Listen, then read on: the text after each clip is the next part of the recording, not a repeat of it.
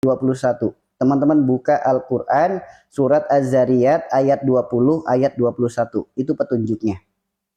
Kemudian bagaimana caranya? Diajarkan oleh Rasulullah, tempelkan tangan di bagian tubuh yang sakit, itu jelas diajarkan oleh Rasulullah. Apa doanya? Bismillah, bismillah, bismillah, a'udzubillahi wa qudratihi min syarri ma ajidu wa hadiru.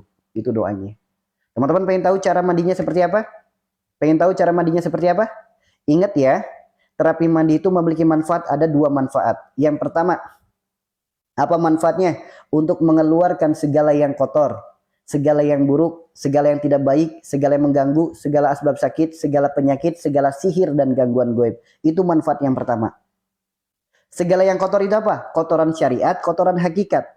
Kotoran syariat, daki, belek, upil, debu, keputihan, ketombe, itu kotoran syariat.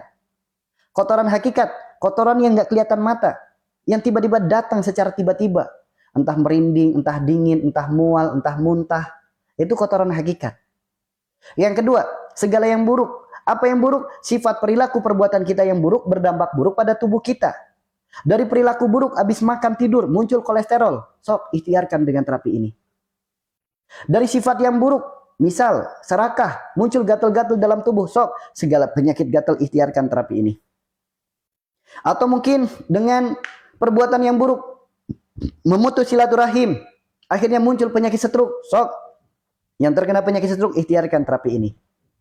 Atau mungkin dengan sifat yang kurang baik, dikit-dikit marah, dikit-dikit emosi, muncul darah tinggi. Sok, yang punya darah tinggi ikhtiarkan dengan terapi ini. Atau mungkin yang mentalnya lemah, dikit-dikit baperan, dikit-dikit tersinggung, dikit-dikit ngebatin, dikit-dikit nangis, penyakitnya darah rendah. Sok, yang darah rendah praktekin terapi ini. Yang ketiga, segala yang tidak baik. Apa yang tidak baik? Misal kita makan, makanan kita ada pengawet, makanan kita ada bahan kimia yang berbahaya, mungkin ada efek sihir dan lain sebagainya yang berdampak pada tubuh kita. Keluar semua yang tidak baiknya, teman-teman. Yang muncul jadi batu ginjal, batu empedu, usus buntu, keluar semuanya, teman-teman. Ya. Kemudian yang keempat, segala yang mengganggu. Ada nggak di sini yang kehidupannya keganggu? Datang pagi takut, datang siang takut, datang malam takut, lihat kipas takut, sama dingin takut, mau mandi takut, keluar rumah takut, semuanya ditakuti. Mau sholat, semangat, giliran mau berangkat, takut.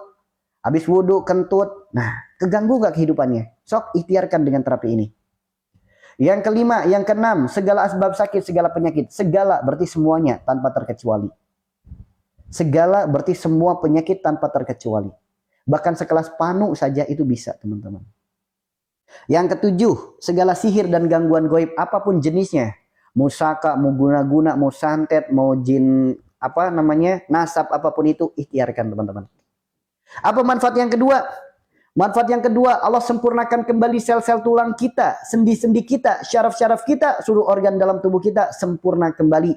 Asam urat, rematik, radang sendi, encok, osteoporosis, varises, mungkin patah tulang, saraf kejepit, stroke, mungkin lambung iritasi, jantung bocor, atau sumbatan pada saraf otak, dan lain sebagainya. Ikhtiarkan terapi ini. Silakan, teman-teman. Silakan. Ya. Yuk, bagaimana cara terapinya? Yang mau direkam, silakan direkam. Yang mau nyimak sambil disupport tap-tapnya ya teman-teman ya. Bismillah, semoga angka ini sampai 300 bahkan lebih. Ini kan baru 194, semoga bisa lebih. Tap-tap bersama-sama kayak gini. Ya. Caranya, simak baik-baik teman-teman. Ingat ya, ini untuk semua penyakit bagi yang yakin. Karena ayatnya jelas, bagi yang yakin. Bagi yang nggak yakin, nggak usah bertanya dan silakan keluar. Yuk, ini hanya bagi yang yakin saja. Yang pertama, siapkan dulu wadahnya. Siapkan dulu wadahnya. Wadah itu apa? Ya kalau di kita mungkin bisa pakai ember, bisa pakai baskom, atau mungkin bak mandi. Intinya ada wadah. Bagaimana kalau yang kamar mandinya pakai shower? Intinya ada wadah. Boleh pakai ember, boleh pakai baskom, boleh pakai gentong, atau mungkin pakai bak mandi. Intinya ada wadah. Ya, pastikan wadahnya bersih. Yang kedua, air yang baru ngalir. Air yang baru ngalir. Baru ngalir itu apa? Baru buka dari keran atau baru ngambil dari sumur. Intinya air yang baru ngalir. Yang ketiga, aduklah air itu dengan tangan kanan kita. Kemana ngaduknya? Diputar ke kiri. Tangan kanan ngaduk diputar ke kiri. Kenapa harus ke kiri? Disebutkan oleh para ulama, disebutkan dalam kitab. Kiri adalah putaran akhirat, kanan adalah putaran dunia. Sebagaimana zaman sekarang jarum jam putarannya ke kanan untuk membaca dunia. Kiri adalah putaran akhirat sebagaimana orang tawaf mutarnya ke kiri. Apakah hanya itu saja? Oh enggak, kita buktikan dengan alam semesta. Alam semesta juga putarannya ke kiri. Coba teman-teman perhatikan, teman-teman yang rumahnya dekat dengan sungai, dekat dengan selokan, dekat dengan air, terkadang air membentuk pusaran secara alami. Kemana pusarannya? Ke kiri. Kalau nggak percaya, perhatikan. Teman-teman, silakan yang punya wastafel atau mungkin tempat cuci piring, tutup, penuhi dengan air. Ambil penutupnya, air akan berkurang membentuk pusaran. Kemana pusarannya? Ke kiri. Kalau nggak percaya, buktikan. Barakallah. Teman-teman, di kamar mandi ada lubang air, jalur buang, tutup dulu, penuhi air. Ambil penutupnya, air akan berkurang membentuk pusaran. Kemana pusarannya? Ke kiri. Kalau nggak percaya, buktikan. Teman-teman pernah melihat MotoGP, Formula One, balap sepeda, balap sepatu roda, balap lari, apapun jenis balapan yang profesional. Lihat, kemana putaran sirkuitnya? Ke kiri. Kenapa balap profesional nggak berputar ke kanan? Andaikan putarannya ke kanan, pembuluh darah bisa pecah. Orangnya bisa mati. Kenapa bisa pecah? Melawan hukum gravitasi bumi. Sok, teman-teman buktikan. Kalau naik motor, belok kanan sama belok kiri, enakan belok mana? Enakan belok kiri kan? Kenapa? Inilah putaran alam semesta. Sok, teman-teman kalau nggak percaya lagi, jogging. Keliling rumah, muterin rumah, 3 kali putaran saja ke kanan. Kalau nggak pusing, mual, muntah, pingsan. Kalau nggak percaya, buktikan. Oke? Itulah kenapa ulama-ulama kita terdahulu selalu mengajarkan. Ibu jika masak, ngaduk ke kiri. Jika nyuci beras, ngaduk ke kiri. Jika bikin minuman, ngaduk ke kiri. Kenapa harus ke kiri? Inilah penjelasannya teman-teman. Oke, aduknya berapa kali? Nggak usah dihitung berapa kalinya. Yang penting airnya sampai membentuk putaran. Sampai airnya berputar. Ketika airnya berputar, ambil air 1 gayung, bawa keluar kamar mandi. Ingat ya, bawa airnya keluar kamar mandi. Air 1 gayung, bawa keluar kamar mandi, taruh di meja duduk yang manis. Doakan air itu. Apa? Pertama, bacakan dulu 3 surat kul. Apa 3 surat kul? Kul huwallah, kul falak, sama kunnas. Hafal? Yang kedua, Al-Fatihah. Yang kelima, ayat kursi. Pertama, 3 surat kul. Kul huwallah, kul falak, kunnas, Al-Fatihah, dan ayat kursi. Masing-masing 1 kali. Hafal? Jika nggak hafal, cukup Al-Fatihah saja. Al-Fatihah nggak hafal, cukup Bismillah saja. Kemudian kita berdoa kepada Allah. Ya Allah, hamba mohon kepadamu, ridhoilah ikhtiar hamba untuk menyebut sehat dan sembuh yang berkah darimu. Bacakan Al-Fatihah, tiupkan. Air yang digayung yang sudah didoakan, ingat doanya di luar kamar mandi. Di luar kamar mandi. Kemudian air itu masukkan lagi ke bak mandi atau ke embernya, ke wadahnya. Ingat, jika Anda ingin mandi, jika laki-laki 1 wilayah ditutup, jika Anda perempuan 2 wilayah ditutup. Jika tidak ada penutup, maka jongkok mandinya. Kenapa harus jongkok? Karena di dalam kamar mandi, betul, kita di ruangan tertutup, terhindar dari pandangan manusia. Namun kita belum terhindar dari pandangan makhluk gaib. Di usia berapa Anda baru tahu, ternyata mandi 1 wilayah ditutup bagi laki-laki, 2 wilayah ditutup bagi perempuan. Di usia berapa? Berarti selama ini mandinya bagaimana? Yuk, makanya kalau mandi, tutuplah wilayah itu. Kalau nggak ada penutup, jongkok mandinya. Seperti itu ya teman-teman ya. Kemudian, bagaimana cara mandinya? Diajarkan dalam kitab, siram dulu kaki kanan. Kaki kanan disiram dari bawah sampai ke pinggang. Kemudian kaki kiri disiram dari bawah sampai ke pinggang. Lalu siram pundak kita depan belakang. Sebelah kanan dulu, lalu siram pundak kita sebelah kiri depan belakang, lalu siram kepala kita. Ingat, pastikan semuanya basah tersiram air. Ketika semuanya sudah basah, diajarkan oleh Rasulullah, tempelkan tangan di bagian tubuh yang sakit, akan berkurang penyakitnya, bahkan sembuh penyakitnya. Jika Anda punya penyakit stroke, usap tangannya yang stroke, atau kakinya yang stroke, atau wajahnya yang stroke, usap. Jika Anda punya masalah penyakit di rambut, atau penyakit pusing, sakit kepala, migrain, vertigo, usap aja kepalanya. Sakitnya di mata, usap matanya. Sakitnya di lambung, usap lambungnya. Atau mungkin saraf kejepit, silakan. Mukjizat gerakan sholat. Mujizat gerakan sholat. Dengan gerakan seperti orang ruku. Yuk pinggangnya dielap sampai ke bawah. Mujizat gerakan sholat. Jika kita ingin sehat seluruh badan kita, maka usap tubuh kita dengan telapak tangan dan jari jemari kita dari puncak kepala, yaitu rambut kita, wajah kita, mata kita, telinga kita, hidung kita, mulut kita masukin jari, atau mungkin ada sakit gigi sariawan, sentuh dengan jari. Kemudian telapak tangan leher kita, badan sampai ke bawah. Usahakan terkena telapak tangan dan jari jemari kita. Dan nanti jangan kaget teman-teman. Karena ketika kita usap tubuh kita, teman-teman akan merasakan dua reaksi. Yang pertama, ada yang merasakan badan langsung dingin menggigil. Bahkan ada yang sampai muntah, ada yang sampai diare. Ada teman-teman. Yang kedua, teman-teman akan merasakan badan yang hangat. Baik dingin maupun hangat, dua-duanya sama-sama bagus. Siapa yang merasakan dingin, siapa yang merasakan hangat, semua tergantung dari penyakit kita masing-masing, dari perjalanan hidup kita masing-masing. Bagi teman-teman yang merasakan dingin, bersyukur alhamdulillah. Kenapa? Allah keluarkan segala yang kotor, segala yang buruk, segala yang tidak baik, segala yang mengganggu, segala asbab sakit, segala penyakit, segala gangguan gaib, segala sihir keluar dari tubuh kita. Bagi teman-teman yang merasakan hangat, alhamdulillah. Kenapa? Allah sempurnakan kembali sel-sel tulang kita, sendi-sendi kita, syaraf-syaraf kita, seluruh organ dalam tubuh kita, lancar peredaran darah dan oksigen kita. Baik merasakan dingin maupun merasakan hangat, dua-duanya bagus teman-teman. Ya, yang merasakan dingin, yang merasakan hangat, dua-duanya bagus. Maka segerakan. Untuk apa? Pakai sabun. Segerakan pakai sampo. Karena jika tidak disegerakan, rasa dinginnya makin kuat. Hangatnya makin kuat. Maka segerakan pakai sabun, segerakan pakai sampo atau gosok gigi. Setelah itu bilas sampai bersih. Bilas sampai bersih badan kita. Bilas teman-teman. Kemudian setelah dibilas bersih, keringkan pakai handuk. Ketika sudah dikeringkan pakai handuk, segeralah pakai pakaian yang kering. Pakai pakaian yang bersih. Dan nanti ada 3 jam awal teman-teman. Ada 3 jam awal di mana teman-teman akan mengalami sesuatu yang sangat luar biasa. 3 jam awal yang tidak mudah. Yang pertama, teman-teman akan merasakan lemes badannya. Mungkin sakit kepalanya. Mungkin sakit di badannya. Mungkin muntah, mungkin diare, mungkin perutnya jadi kembung. Atau mungkin ada juga yang muncul gatel-gatel. Itu jangan kaget teman-teman. Itu jangan kaget.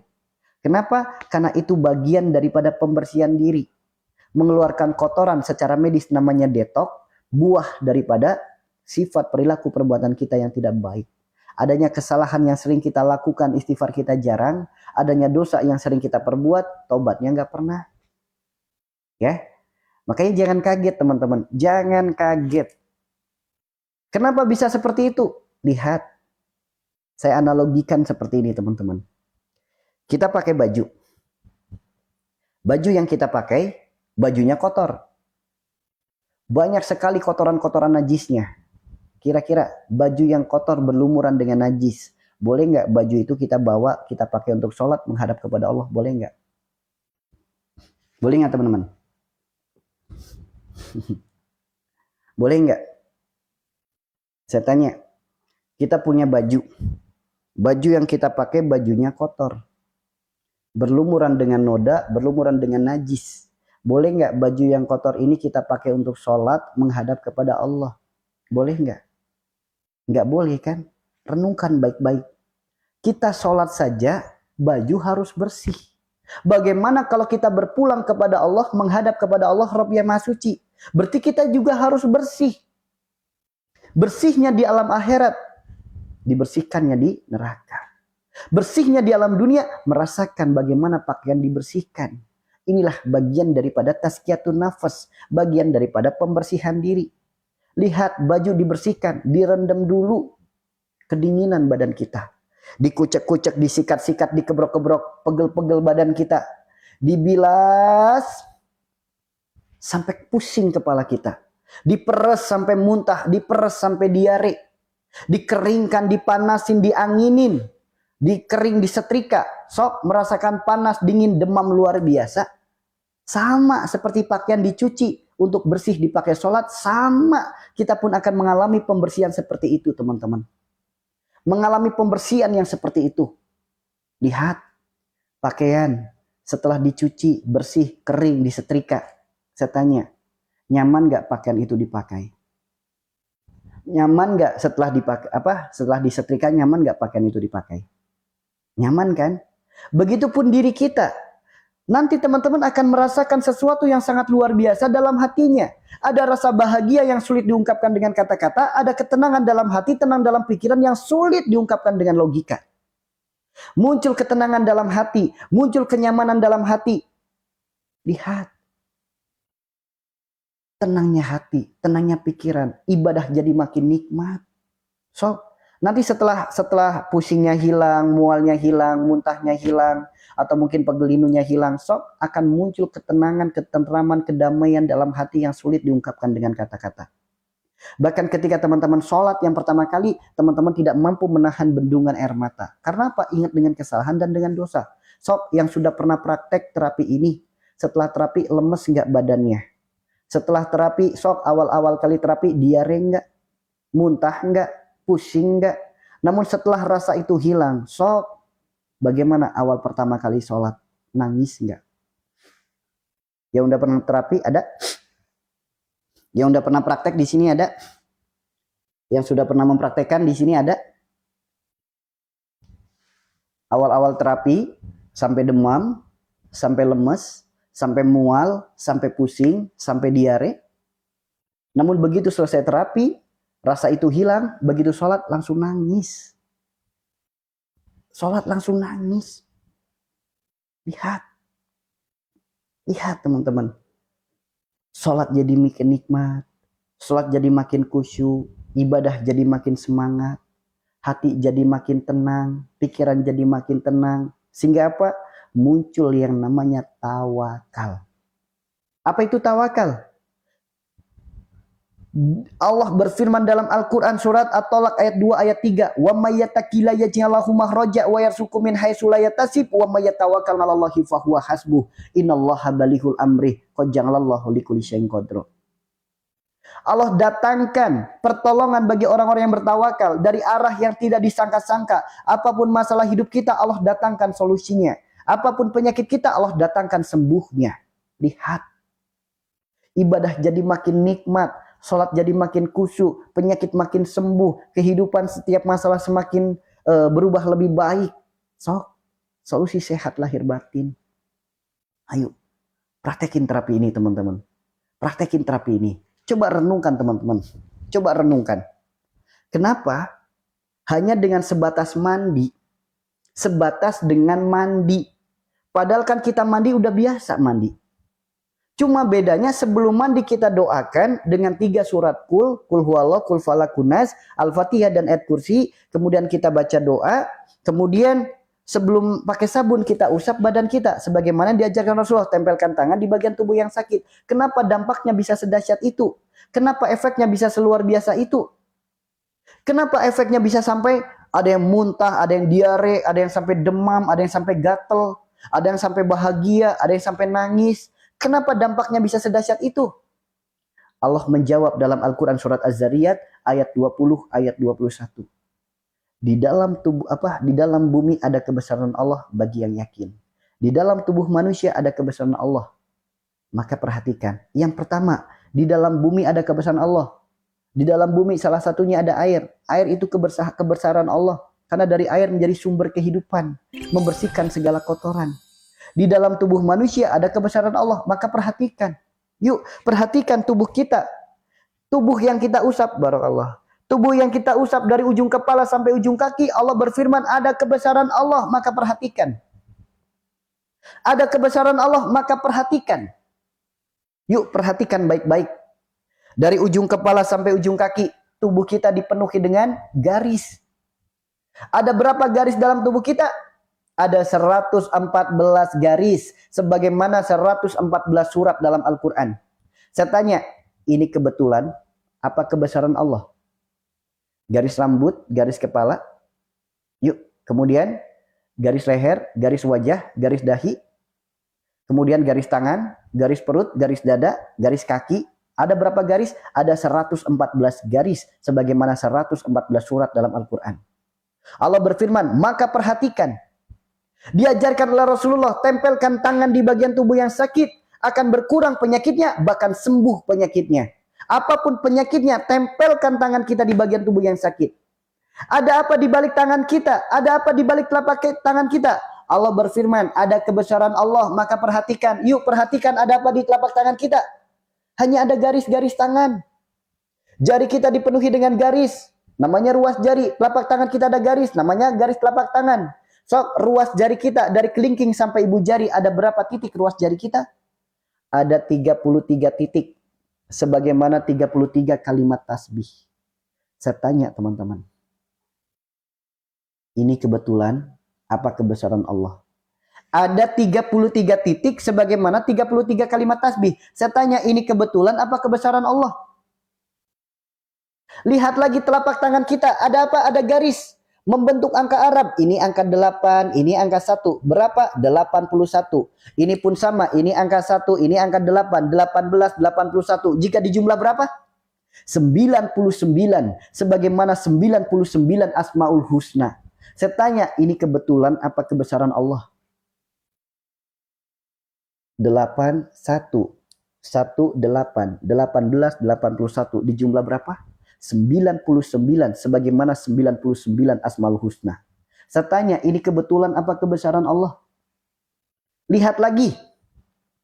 Jari jemari kita ada berapa jumlahnya? Ada 5. Kenapa enggak 4? Kenapa enggak 6? Kenapa enggak 7? Allah berfirman, maka perhatikan. Yuk kita perhatikan jari jemari kita. Jika kita amati, kita perhatikan, ternyata jari ini membentuk lafaz Arab bagi teman-teman yang paham kaligrafi. Ini alif, ini lam, ini ha. Dibaca Allah. Ini pun sama, alif, lam, ha. Dibaca Allah. 99 Asmaul Husna. 33 kalimat tasbih. 114 surat dalam Al-Quran. Air sebagai sumber kehidupan. Garam sebagai sumbernya rasa. Dipadukan jadi satu. Menjadi kekuatan hakikat yang sungguh luar biasa. Allah berfirman, bagi yang yakin, kata Allah. Sekarang, udah dibuktikan, ini kebesarannya, ini kebesarannya. Sekarang pertanyaannya, jika Allah bertanya bagi yang yakin, jawab, bagi yang yakin. Apakah Anda yakin?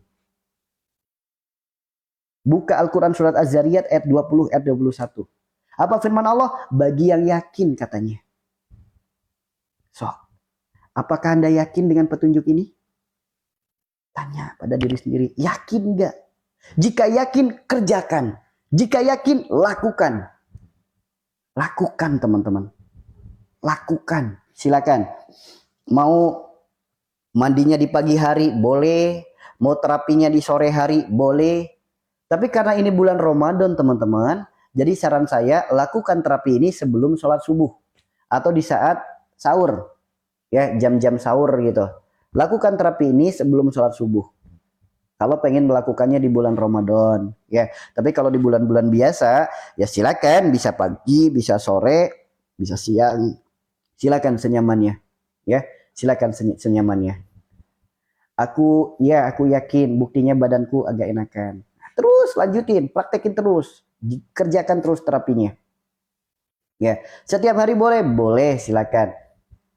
Pakai air dingin apa pakai air hangat? Hangat boleh, dingin boleh, senyamannya. Hangat boleh, dingin boleh, senyamannya silakan. Ya. Nanti boleh nggak kita baca doanya yang mandi untuk anak? Boleh, silakan. Boleh nggak orang tua yang sakit udah nggak bisa apa-apa, kita yang praktekin terapi mandinya? Boleh, kita yang ngelapin selagi masih muhrim atau anaknya, silakan. Itu ya, silakan teman-teman. Itu luar biasa. Doanya cukup mudah, dengan 3 surat kul saja. Baca kul huwallah, baca kul a'udzu birabbil falaq, sama kul a'udzu birabbin nas. Kemudian bacakan Al-Fatihah dan ayat kursi. Dah sederhana saja doanya. Kemudian kita mohon, ya Allah, hamba mohon ridhomu, jalan sembuh segala penyakit hamba. Udah sesederhana itu teman-teman. 3 surat kul, Al-Fatihah dan ayat kursi. Dan silakan praktekkan. Allah keluarkan segala yang kotor, yang buruk, yang tidak baik, yang mengganggu asbab sakit, penyakit, segala sihir, bahkan gangguan goib. Allah keluarkan, Allah sempurnakan kembali sel-sel tulang kita, sendi-sendi kita, syaraf-syaraf kita, seluruh organ dalam tubuh kita, sempurna kembali. So, teman-teman bisa nggak kayak gini? Jika ujung jarinya bisa nempel, ini tanda asam uratnya normal. Jika kebuka, asam uratnya tinggi. Apalagi nggak bisa nekuk sama sekali. Sok gerakin kayak gini sakit nggak? Kalau sakit rematik. Kayak gini sakit nggak? Kalau sakit rematik. Kalau teman-teman awalnya seperti ini nggak bisa nempel, sok lakukan terapi mandi, lama-lama bisa nempel. Sok kalau nggak percaya. Ya, mandinya jam berapa aja bolehkah? Boleh. Tapi karena ini bulan Ramadan, ya, karena ini bulan Ramadan, saran saya mandinya sebelum sholat subuh atau di saat sahur. Karena ketika kita keramas di siang hari, tentu kan, jadi apa namanya, makruh dan lain sebagainya, puasanya. Maka ketika di bulan Ramadan, lakukan terapinya sebelum sholat subuh atau sebelum saat sahur. Ganti akun enggak, akunnya ada 2. Gitu ya. Seperti itu teman-teman. Dan nanti jangan kaget. Kenapa jangan kaget? Karena ada beberapa karakter orang setelah melakukan terapi ini justru akan muncul gatal-gatal dalam tubuhnya. Ada juga yang kulitnya kering, ada juga yang sampai busik, ada juga yang iritasi, ada juga yang diare, ada juga yang demam, ada juga yang seperti orang panas dalam. Itu jangan kaget teman-teman. Ya, itu jangan kaget. Kenapa? Itu tidak berlaku untuk semua orang. Hanya orang-orang tertentu saja. Siapa orang tertentu? Mereka yang di dalam hatinya masih ada api kesombongan. Masih ada api dendam. Masih ada api amarah, iri, dengki, hasad, hasut, sombong, takabur, ria, ujub, kikir, kemudian serakah. Itu nanti muncul. Kenapa? Karena gini, bagaikan tungku api. Jika tungku api disiram dengan air 1 gayung, kira-kira padam nggak? Nggak padam kan? Yang ada hanya keluar hawa panas. Jika bumi turun hujan cuma sebentar, sok kalau di daerah kita hujannya cuma 5 menit doang. Buminya jadi adem apa tambah gerah? Sok, di tempat kita hujan cuma 5 menit doang. Buminya tambah adem apa tambah gerah? Tambah gerah kan? Sama, begitupun diri kita awal kali terapi mandi. Ibarat tungku api baru sekali disiram, nanti muncul tuh hawa panas. Bahkan ada yang sampai iritasi kulitnya, ada yang sampai busik, ada yang sampai ngebul, ada yang pegel linu, ada yang diare. Itu semua tergantung dari sifat perilaku perbuatan kita dan dosa-dosa kita di masa lalu kita. Tergantung teman-teman. Ya, tapi jangan khawatir teman-teman. Ya, tapi jangan khawatir. Kenapa? Teman-teman bisa juga nanti pakai pelembab kulit. Misal pakai lotion atau pakai hand body. Itu bisa untuk mencegah atau untuk mengurangi efek kulit keringnya. Itu jangan kaget ya. Jangan kaget. Karena ketika kita di dalam panas, di luarnya merasa dingin kan kulit jadi kering. Bahkan bibir bisa pecah-pecah. Itu jangan kaget. Maka bisa diikhtiarkan dengan pakai lotion atau teman-teman bisa pakai pelembab kulit atau pakai hand body dan lain sebagainya. Adapun cara yang diajarkan oleh Siti Aisyah. Cara yang diajarkan oleh Siti Aisyah. Ketika kita mandi, sebelum pakai handuk, sebelum bilasan terakhir, sebelum selesai, ambillah air 1 gayung. Ambil air yang bersih 1 gayung, kasih 3 tetes minyak Arab, diaduk sampai rata, diguyurkan di kepala. Kemudian usap-usap badan kita, usap wajah kita, usap kepala kita, rambut kita. Kenapa? Karena diyakini memiliki manfaat yang sangat luar biasa. Jika diusapkan air itu ke badan, yang punya masalah bau badan, yang punya masalah gatel-gatel, baik itu eksim, kadas, kurap, kutil, panu, apapun jenis penyakit gatal, biang keringat dan lain sebagainya, diikhtiarkan teman-teman.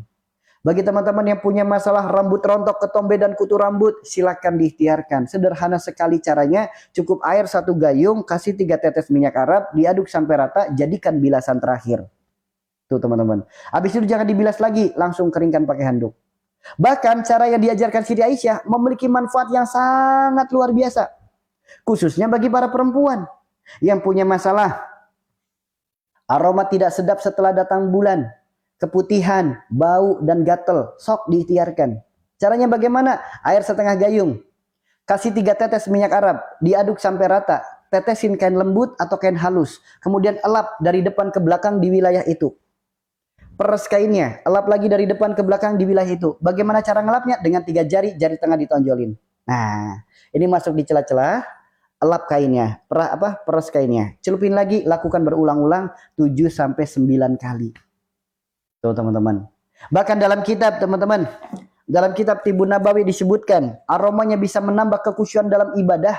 Aromanya bisa membantu menenangkan pikiran, aromanya bisa meningkatkan rasa percaya diri. Teman-teman cukup 1 oles di telapak tangan, digosok minyaknya, diarahkan ke baju atau ke badan kita, pakai sebelum sholat. Selain mendapatkan pahalanya sunnah, insya Allah teman-teman akan memiliki manfaat. Apa manfaatnya?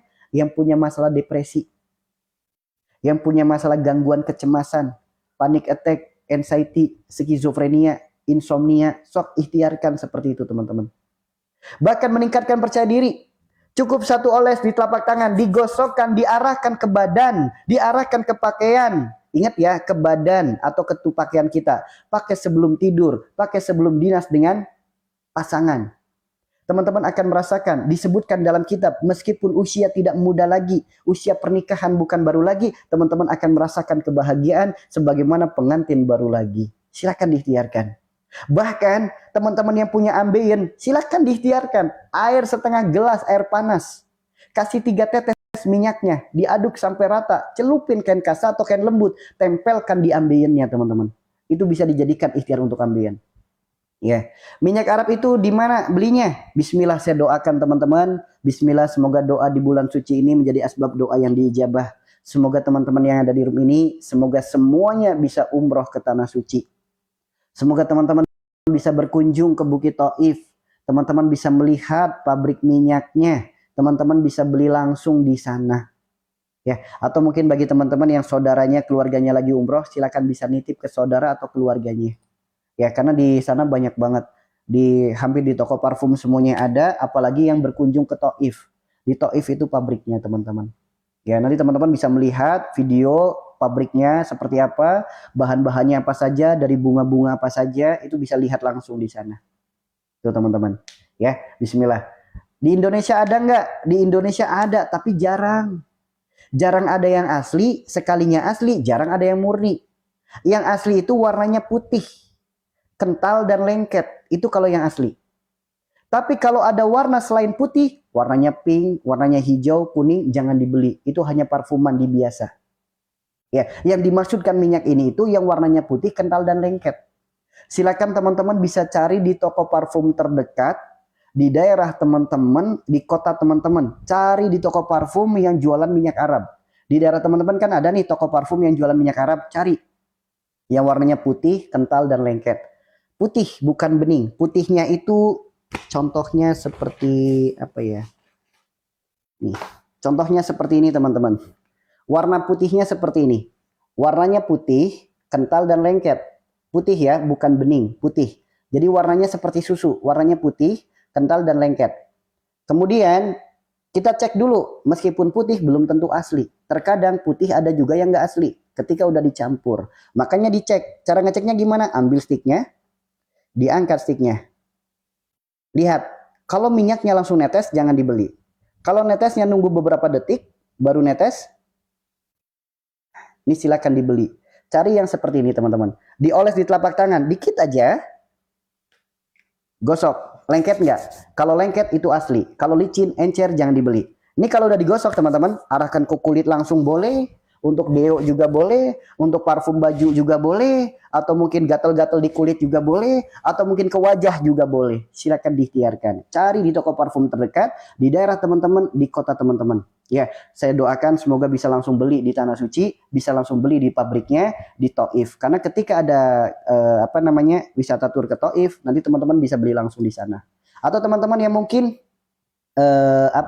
ingin memiliki produk ini, bisa melalui perantara majelis kami. Silakan teman-teman bisa klik yang alhamdulillah kemarin habis, kemudian semalam datang lagi teman-teman. Nah,